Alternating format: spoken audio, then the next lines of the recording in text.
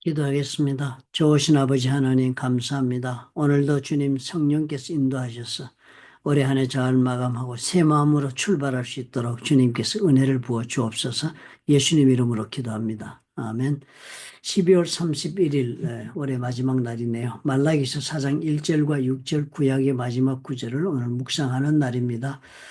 이때까지 말라기서서 다른 선지서서와 마찬가지로 많은 그 잘못된 점을 지적했습니다. 그런데 특별히 말라기서에서 많이 지적된 것이 저들이 하나님을 섬기는 그 마음이, 예배하는 마음이 하나님 앞에서 마음이 많이 식고 그래서 겉모습만 남은 그 위선적인 신앙의 모습에 대해서 많은 지적을 했습니다. 그런 많은 저 아픈 말을 이제 많이 했는데요.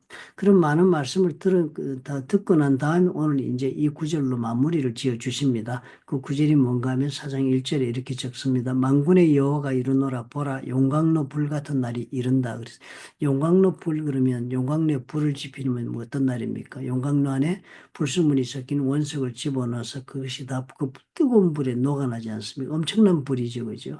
그래가지고 그냥 소멸될 것은 소멸되고 녹을 것은 녹고 그러면서 그 가운데 정금이라든지 이런 것을 금속을 추출해내는 것이 용광로, 불과 용광로의 관계입니다, 그죠?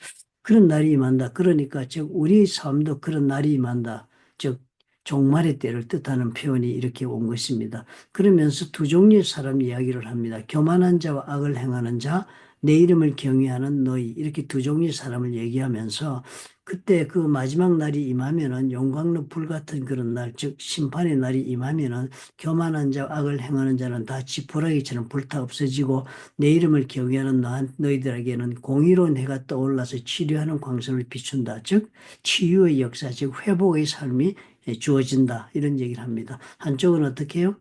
이 마지막 날에 멸망당하고 불타 없어지고 소멸되어 버리고 또 이 하나님을 믿는 이 백성들에게는 치유의 역사가 일어나서 하나님의 그 치유의 광선을 받아 회복되는 그런 날이 온다. 그래서 사는 것이 어때요? 너희가 나가서 외양간에서 나온 송아지 같이 뛰리라.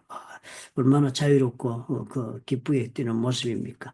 내 삶이 이렇게 되는 두 종류의 삶을 이야기를 합니다. 그렇기 때문에 하나님이 그런 말씀을 많이 가르치신 것입니다. 왜 특별히 뭐 이래야 한다, 저래야 한다, 이러지 않으면 벌 받는다, 이러지 않으면 복을 받지 못한다. 왜 그런 말씀을 그토록 수도 없이 반복하셨는가 하면은 결국은 이렇게 두 종류로 하나님은 나누시는 심판의 날이 오도록 작정해 놓으셨기 때문에 그 앞일을 아니까 하나님이 사랑하는 자녀들에게 그 찬송을 안 할 수 없죠. 막 채찍을 가고 막 그러면서 바른 길로 가서 마지막에 하나님이 원하시는 그런 회복의 삶을 사는 자리에 있을 수 있도록 만들려고 그렇게 말씀을 하신 것입니다. 참 얼마나 그렇게 생각하고 하나님의 말씀을 들어보면은 결국 그것이 막 거북한 이야기다, 지키기 힘든 이야기다, 나를 속박하는 이야기다, 이래가지고 거부하는 마음이 생기지 않을 것입니다.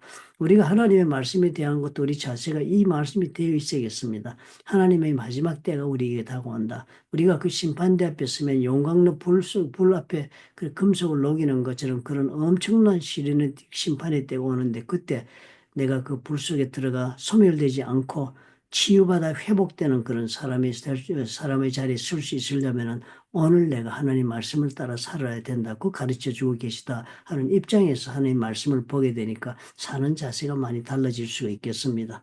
그렇게 되면 그 다음에 회복된 삶이 어떻게 해요? 뭐 보니까 너희가 악인을 밟을 것이다. 너희 발바닥 밑에 재와 같은 이때까지 압제당하는 사람이 오히려 다스리는 자리에 그렇게 올라갑니다.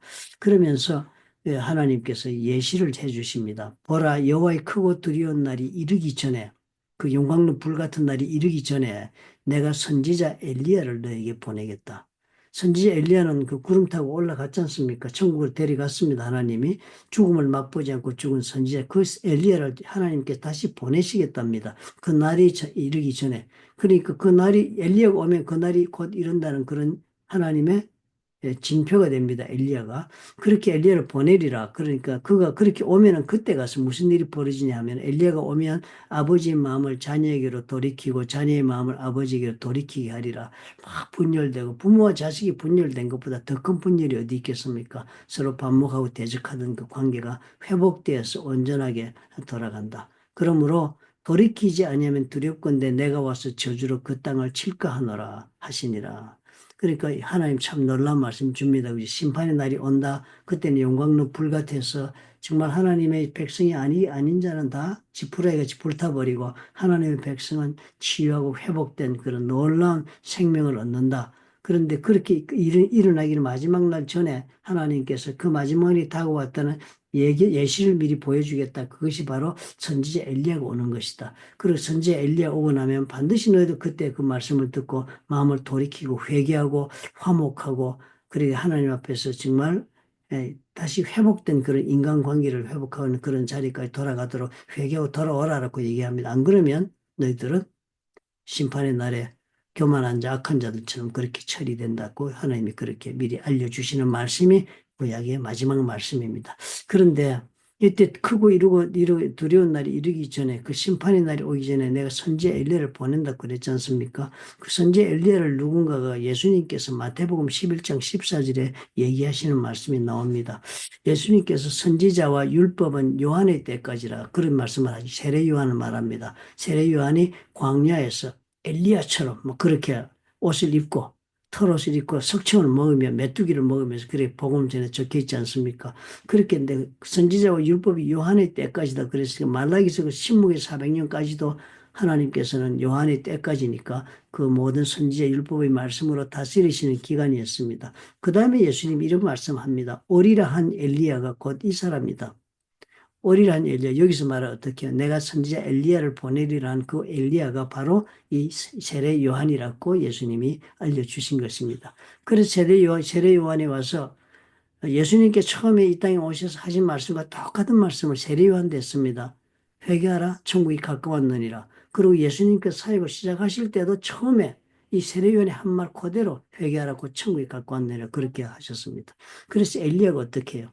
바로 오늘 이 선지자 엘리야, 즉 마지막 때 하나님께서 보내준 징표, 그 정말 심판의 날이 오기 전에 회개하고 돌이키게 하기 위하여 선지자 엘리야를 먼저 보내시는데 그 엘리야가 바로 주님이 오기로 앞서서 전령으로서 우리들에게 알려주려고 온 사람이라고 주님이 설명을 해주셨습니다. 그러니까 예수님께서 오신 것이 바로 무엇이에요? 엘리자와 같은 선지자를 보내고 그 다음에 예수님이 정말 오셔서 하나님이 심판을 행하시는 그 하나님이 직접 오셔가지고 심판을 행하기 전에 우리로 하여금 어떻게 해요? 돌이키게 하시려고 십자가에 돌아가십니다. 고난을 당하는 그런 왕으로 오시는 것입니다. 섬기고 고난당하여서 그 섬기고 고난당하신 것을 우리로 하여금 하나님에게 돌이키게 할 수 있는 길을 열어주려고 예수님이 오신 것입니다. 그리고서는 이제 어떻게 해요? 이제 만군의 여호와께서 작정하신 영광로 불같은 날이 이르는 것입니다. 크고 두려운 날이 임할 때가 이제 다가오는 것입니다. 그럼 그동안 우리는 어떻게 하라고 예수님께서 돌이키라고 해요. 돌이키기만 한다고 해서 회복될 수가 없잖아요. 돌이키고선 하나님께로 돌아올 수 있는 길을 열어주시기 위하여 예수님이 이 땅에 오신 것이니까 이제 말라기서의 말씀을 성취시키시기 위하여 예수님이 이 땅에 오셨다는 것을 우리가 오늘 발견합니다. 참으로 우리는 얼마나 그러므로 복받은 세대를 살고 있습니까? 세례 요한까지라고 그래요. 세례 요한 이후에 예수님이 오셨으니까요. 예수님이 오는 시대에 살아서 우리는 정말 어떻게 해요? 마음을 돌이키기만 하면 하나님께로 갈 수 있는 길을 열어놓으신 그런 시대를 지금 우리가 사니까 얼마나 우리는 복받은 세대입니까? 세례 요한 이전의 그 세대들보다 우리는 참으로 비교할 수 없는 하나님의 크신 은혜를 우리가 입었습니다. 그러므로 오늘 우리가 기억하십시다. 언제나 우리가 삶 가운데 크고 두려운 날, 심판의 날, 마지막 날이 임한다는 것을 알고 이미 그 마지막 날을 위해 예수님께서 엘리야, 세례 요한을 보내시고 그분이 다음에 하나님이 되셔서 섬기는 종으로 오셨지만 이제 그 섬기러 왔고 희생당하고 죽으신 예수님은 두 번 다시 오실 때, 이 땅에 다시 오시기로 하셨는데 오실 때는 섬기고 고난당하러 오시는 것이 아니라 두려운 심판의 주로 오신다고 오늘 말라기서가 말씀한 그 주일 오실 것입니다. 그러면 우리가 그런 주님 생각하면서 올해 한 해 우리가 말씀 가운데 살 수 있게 해준 은혜가 얼마나 감사합니까? 그러므로 새해 한 해도 우리가 정말 돌이키고 새롭게 하나님이 치유하시는 삶에 힘을 입어서 우리 주님 오시는 그날까지 복음 전하여 영혼을 구원하여서 죄자 삼는 일에 귀하게 쓰임받을 수 있다면 더 큰 복된 삶이라 하지 않을 수가 없겠습니다. 좋으신 아버지 감사합니다. 올해 한 해 마감하면서 돌아보게 하옵소서. 얼마나 다행입니까? 우리가 예수 믿고 예수님의 인도하심 가운데 살 수 있다는 것이 얼마나 큰 복이며 다행인가를 우리가 깨닫고 감사드립니다. 하나님께서 우리 심령 가운데 성령의 기름 부심을 7배나 더하여 주셔서 이제는 성령의 감동하심으로 주님이 기뻐하시는 길을 주님과 함께 동력하며 걸어갈 수 있도록 축복해 주옵소서. 예수님 이름으로 기도합니다. 아멘. 주님과 함께 할 수 있다는 것, 그 자체도 특권이죠. 뭐, 아무하고나 주님이 함께 하지는 않으십니다. 그런데 우리는 함께 할 수 있습니다. 예수만 믿으면. 그러면 함께하는 자에게 주님께서 능력을 부어주시며 성령의 능력으로 우리를 기름 부으셔서 예수께서 우리에게 가장 하기를 원하고 원하시는 일들을 우리 능력으로는 못하더라도 주님이 부어주시는 성령의 능력에 의지해 감당할 수 있도록 해주실 것입니다. 그런 소망을 가지고 우리 새해 한 해는 우리 하나님 앞에 정말 힘차게 용기 있게 그리고 보람 있고 의미 있는 일을 향해서 우리가 인생을 한번 설계하고 또 시작해 보도록 하면 참 좋겠다 하는 생각이 듭니다.